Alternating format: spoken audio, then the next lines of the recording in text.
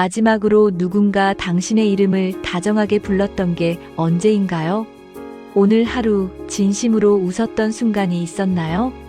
정말 고맙다. 당신이 있어서 다행이다. 이런 말을 들은 게 언제였을까요? 세상에는 참 많은 사람들이 살고 있습니다. 젊을 땐 바빠서, 중년엔 피곤해서 미뤄온 진짜 관계들. 이제 시간은 많아졌는데 정작 곁에 사람은 없는 현실 속에서요. 이미 늦었다고 체념하며 살아가는 사람들이 있습니다. 하지만 세상 어디선가 전혀 다른 선택을 한 사람들이 있어요. 부산의 한 할아버지는 70세에 50년 전 첫사랑을 다시 만나 새로운 사랑을 시작했습니다. 서울의 한 할머니는 77세에 처음 요가를 배우며 진짜 가족 같은 친구들을 만났어요. 대구의 한 할아버지는 84세에 스마트폰을 배워 전 세계 사람들과 소통하는 유튜버가 되었습니다. 이들의 이야기 속에는 하나의 진실이 숨어 있습니다. 관계에는 정년퇴직이 없다는 것. 사랑도, 우정도, 새로운 인연도 나이와 상관없다는 것 말이죠. 지금부터 들려드릴 세 개의 이야기는 단순한 성공담이 아닙니다. 늦었다는 착각을 버리고 용기 낸 평범한 사람들의, 그래서 더욱 특별한 이야기입니다. 이야기가 끝날 때쯤 당신도 알게 될 겁니다. 인생에서 가장 아름다운 장면은 아직 시작되지 않았을지도 모른다는 걸요. 첫 번째 이야기. 70세. 첫사랑과의 기적 같은 재회. 부산 해운대구에는 김철호라는 할아버지가 살고 있습니다. 올해 70세인 그에게는 평생 잊을 수 없는 사람이 있었어요. 1973년 봄 대학교 2학년이던 철호는 영문과 도서관에서 한 여학생과 마주쳤습니다. 책장 사이로 스며드는 햇살처럼 환한 미소를 지은 그녀의 이름은 미영이었어요. 첫 만남은 우연이었지만 두 번째 만남은 운명 같았습니다. 같은 시간, 같은 자리에서 다시 마주친 거예요. 함께 나눠 먹은 붕어빵 하나, 도서관 계단에서 나눈 작은 대화들. 20대의 철호에게 미영은 온 세상이었습니다. 하지만 그 시절, 사랑만으로는 살 수 없었어요. 철호는 공무원 시험을 위해 서울로 떠났고, 미영은 고향에서 초등학교 교사가 되었습니다. 편지를 주고받던 것도 잠시, 각자의 바쁜 일상 속에서 연락은 자연스럽게 끊어졌어요. 시간이 흐르며 둘 다 다른 사람과 결혼했고 평범한 가정을 꾸렸습니다. 50년이라는 세월이 흘렀어요. 철호는 부산으로 돌아와 정년퇴직 후 조용히 살고 있었고 몇 년 전 아내를 잃은 후 혼자 지내고 있었습니다. 그 깊은 고독 속에서도 미영에 대한 기억만은 여전히 선명했어요. 2023년 봄, 철호에게 한 통의 편지가 도착했습니다. 대학교 총동창회 소식이었어요. 창립 50주년을 기념해 역대 최대 규모로 열린다는 내용이었습니다. 철호는 한 달 내내 고민했어요. 거울을 들여다보며 깊어진 주름을 만져보기도 하고 옷장에서 오래된 정장을 꺼내보기도 했습니다. 이 나이에 무슨 동창회야. 하지만 마음 한구석에서는 계속 속삭였어요. 미영이 혹시 올까? 결국 참석을 결정했습니다. 머리를 깔끔하게 자르고 새 옷도 샀어요. 거울 앞에서 인사말을 연습하는 자신이 우스워 보였지만 설레는 마음은 어쩔 수 없었어요. 2023년 5월 20일 롯데호텔 다이아몬드홀. 200여 명의 동창들이 모였습니다. 철호는 입구에서부터 심장이 두근거렸어요. 사람들을 둘러보며 익숙한 얼굴들을 찾았습니다. 그때였어요. 멀리서 보이는 한 여인의 뒷모습. 50년이 흘렀지만 그 자세와 실루엣만은 여전히 기억 속 그대로였어요. 설마 미영인가? 철호는 조심스럽게 다가갔습니다. 손이 떨렸어요. 그녀의 어깨를 가볍게 건드렸습니다. 돌아본 그녀도 깜짝 놀랐어요. 잠시 서로를 바라보던 두 사람. 그리고 동시에 터진 웃음. 철호 씨? 정말 철호 씨지요. 미영 씨, 진짜 미영 씨네요. 50년의 세월이 한순간에 사라졌습니다. 처음엔 서먹했지만 곧 자연스러워졌어요. 나이 든 모습에 대한 어색함은 금세 사라졌고 마치 어제 헤어진 친구처럼 편안해졌습니다. 동창회가 끝나고도 두 사람은 아쉬워했어요. 근처 카페로 자리를 옮겨 밤늦게까지 이야기했습니다. 자녀들 이야기, 지난 세월의 아픔과 기쁨을 차근차근 나누었어요. 미영이 조심스럽게 말했습니다. 철호 씨, 가끔 연락하며 지내면 어떨까요? 혼자 지내니까 너무 적적해서요. 그 한마디가 두 사람 인생의 새로운 장을 열었습니다. 다음 날부터 매일 아침 7시 안부 전화가 시작되었어요. 잘 주무셨어요? 오늘 날씨가 좋네요. 병원 가신다고 했는데 어떠셨어요? 작은 일상들을 나누는 것만으로도 하루가 따뜻해졌습니다. 일주일에 2번씩 만나기 시작했어요. 영화도 보고 박물관도 갔습니다. 부산 바닷가를 걸으며 50년 전의 추억도 되살렸어요. 철호는 이렇게 말했습니다. 20대 때보다 더 설레요. 그땐 욕심도 많고 조급했는데 지금은 그냥 함께 있는 것만으로도 행복해요. 1년 후 두 사람은 결혼을 결심했습니다. 자녀들이 처음엔 당황했지만 부모님의 밝아진 얼굴을 보고는 기꺼이 축복해 주었어요. 2024년 가을 70세 신랑과 69세 신부의 소박하지만 아름다운 결혼식이 열렸습니다. 철호가 남긴 말이 있습니다.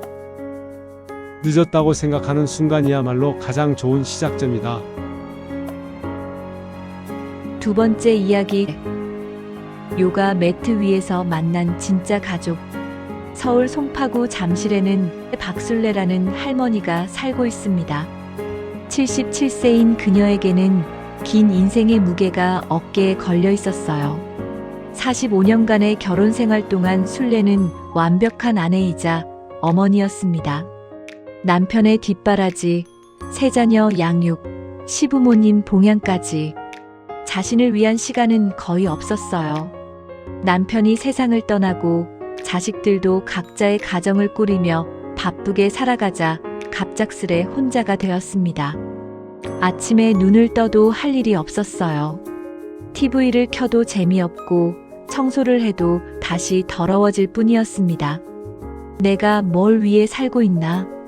이런 생각이 자주 들었어요. 자식들은 안부 전화를 하긴 했지만 각자 너무 바빴습니다. 그러던 어느 날 아파트 엘리베이터에서 한 장의 전단지를 보았습니다. 시니어 요가 클래스 마이너스 몸과 마음이 젊어집니다. 처음엔 비웃음이 나왔어요. 내가 무슨 요가를? 하지만 그 전단지는 계속 머릿속을 맴돌았습니다. 며칠이 지나도 그 생각이 떠나지 않았어요. 혹시나 해서 문화센터에 전화를 걸었습니다. 수강료를 묻는 목소리가 떨렸어요. 한 번만 나를 위해 뭔가 해보자. 첫 수업 날이 왔습니다. 술래는 문 앞에서 한참을 서성거렸어요. 괜히 온 건 아닐까? 나만 나이가 많으면 어떡하지? 그때 뒤에서 누군가 말을 걸었습니다. 저도 첫날이라 떨리네요. 같이 들어가실래요? 돌아보니 비슷한 나이에 다정한 얼굴이었어요. 김영숙이라는 분이었습니다. 고마워요. 저도 무서웠는데. 두 사람은 함께 수업실 문을 열었습니다. 그 작은 용기가 술래의 인생을 완전히 바꿔놓았어요. 수업실에는 60대에서 80대까지 할머니 10여 명이 있었습니다. 처음엔 몸이 굳어서 간단한 동작도 따라하기 힘들었어요. 다리를 뻗다가 아파서 아이고 소리를 내기도 했고요. 하지만 모든 할머니들이 따뜻했어요. 저도 처음엔 그랬어요. 금방 나아져요. 우리 모두 초보니까 부끄러워하지 마세요. 특히 김영숙 할머니와는 금세 친해졌습니다. 수업 후에 커피를 마시며 이런저런 이야기를 나누었어요. 주말에는 함께 전통시장에 장을 보러 가기도 했고요. 점점 다른 할머니들과도 가까워졌습니다. 이춘자, 한명숙, 정말래, 최순덕. 모두들 비슷한 처지였어요. 혼자 살거나 자식들이 바쁘거나 외로움을 안고 살아가는 분들이었습니다. 어느새 이들은 요가 언니들이라는 이름을 만들었어요. 수업이 끝나면 항상 함께 차를 마시고 생일이면 작은 파티도 열었습니다. 이 모임은 단순한 운동 모임을 넘어섰어요. 누가 아프면 병원에 함께 가주고 생일엔 미역국을 끓여주고 가족보다 더 가족 같아졌습니다. 작년에는 제주도 여행도 다녀왔어요. 8명의 할머니들이 3박 4일 동안 소녀처럼 깔깔거리며 놀았습니다. 올해는 일본 온천 여행을 계획하고 있어요. 순례는 이렇게 말합니다. 태어나서 처음으로 나만을 위한 친구들이 생겼어요. 가족도 소중하지만 내가 선택해서 만난 이 사람들이 이렇게 소중할 줄 몰랐어요. 큰아들이 어느 날 말했어요. 엄마 요가 시작한 후로 완전히 다른 사람이 되신 것 같아요. 이렇게 밝고 활기찬 모습은 처음 봐요. 77세에 시작한 요가가 순례에게 새로운 가족을 선물한 거예요. 나이는 숫자일 뿐이고 진짜 중요한 건 새로운 시작을 위한 작은 용기라는 걸 보여준 이야기입니다. 세 번째 이야기, 디지털 세상의 글로벌 친구들. 대구에는 이동철이라는 할아버지가 살고 있습니다. 84세인 그에게 2020년은 특별히 힘든 해였어요. 코로나19로 경로당이 문을 닫았고 외출도 마음대로 할 수 없게 되었습니다. 평생 사람들과 어울려 살던 동철에게 갑작스러운 고립은 견디기 힘들었어요. 그때 대학생 손자 준호가 제안했습니다. 할아버지, 스마트폰 한번 배워보세요. 사람들과 화상통화도 할 수 있고 재미있는 것도 많이 볼 수 있어요. 동철은 고개를 저었어요. 이 늙은 머리로 무슨 기계를? 하지만 집에 혼자 있는 시간이 길어지자 점점 우울해졌습니다. 준호는 할아버지의 마음을 알았어요. 준호의 끈질긴 설득에 동철은 마침내 도전하기로 했습니다. 하지만 쉽지 않았어요. 글씨는 너무 작고 굵은 손가락으로는 자꾸 엉뚱한 곳을 눌렀습니다. 아이고, 이 답답한 기계는. 포기하고 싶을 때마다 준호가 인내심을 갖고 가르쳤어요. 글씨 크기 조정부터 시작해서 전화 거는 법, 문자 보내는 법, 카카오톡 사용법까지. 그리고 드디어 첫 번째 기적이 일어났습니다. 미국에 사는 큰아들과 화상통화에 성공한 거예요.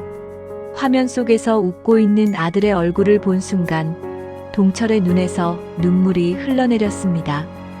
이게 정말 기적이구나. 이렇게 멀리 있는 아들을 볼 수 있다니.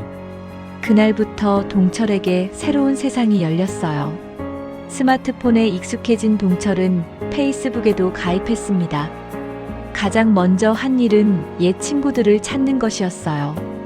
군대 동기들, 직장 동료들과 하나둘씩 연락이 닿았습니다. 더 놀라운 일이 기다리고 있었어요. 우연히 외국인과도 친구가 되었습니다. 영어는 전혀 못했지만 번역 앱의 도움으로 미국, 캐나다, 호주의 동년배들과 소통하기 시작했어요. 한국의 전통 음식, 아름다운 풍경을 사진으로 올리자 외국인들이 관심을 보였습니다. 댓글이 달리고 좋아요가 늘어났어요. 준호가 제안했습니다.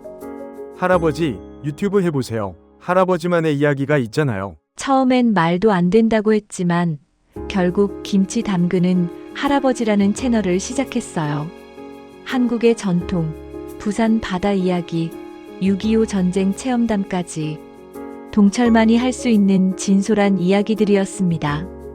현재 구독자는 35,000명. 전 세계에서 응원 댓글이 쏟아져요.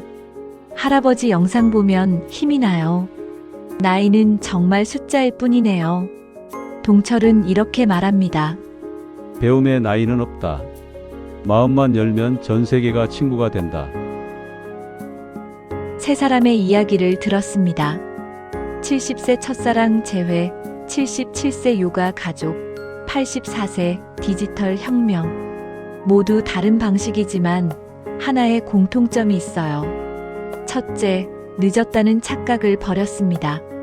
나이를 핑계로 포기하지 않았어요. 오히려 지금이야말로 진짜 시작이라고 믿었습니다. 둘째, 작은 용기를 냈습니다. 동창회 참석, 요가 수업, 스마트폰 배우기. 거창한 게 아니었어요. 작은 첫걸음이었지만 인생을 완전히 바꿨습니다. 셋째, 새로운 관계를 두려워하지 않았습니다. 나이가 들수록 새로운 사람 만나기가 부담스러워져요. 하지만 이들은 마음의 문을 활짝 열었어요. 그 결과는 세 사람 모두 관계 속에서 새로운 생명력을 얻었어요. 인간은 결국 관계의 존재입니다. 아무리 많은 돈이 있어도, 아무리 건강해도 곁에 사람이 없으면 진정한 행복은 어려워요. 반대로 나를 진심으로 이해하고 아껴주는 사람이 단 한 명이라도 있다면 인생은 충분히 의미 있어요. 지금이 바로 그 시작점입니다. 오늘 세 사람의 이야기로 확인했습니다. 나이는 정말 숫자일 뿐이라는 것을, 관계는 언제든 새롭게 시작할 수 있다는 것을 말이에요. 70세에 첫사랑을 되찾은 철호, 77세에 진짜 가족을 만난 순례, 84세에 세계적인 유튜버가 된 동철. 이들이 특별한 건 아닙니다. 단지 시작했을 뿐이에요. 당신도 오늘 밤 연락하고 싶었던 그 사람에게 메시지를 보내보세요. 안녕하세요. 잘 지내시죠? 그 한 줄이 새로운 인생의 문을 열지도 모르거든요. 이번 주 새로운 도전을 해보세요. 어디든 좋습니다. 첫 걸음만 내디디면 돼요. 당신의 가장 아름다운 이야기는 아직 시작되지 않았을지도 몰라요. 다음 시간에는 건강의 재발견, 나이를 거꾸로 가는 사람들의 비밀로 찾아뵙겠습니다.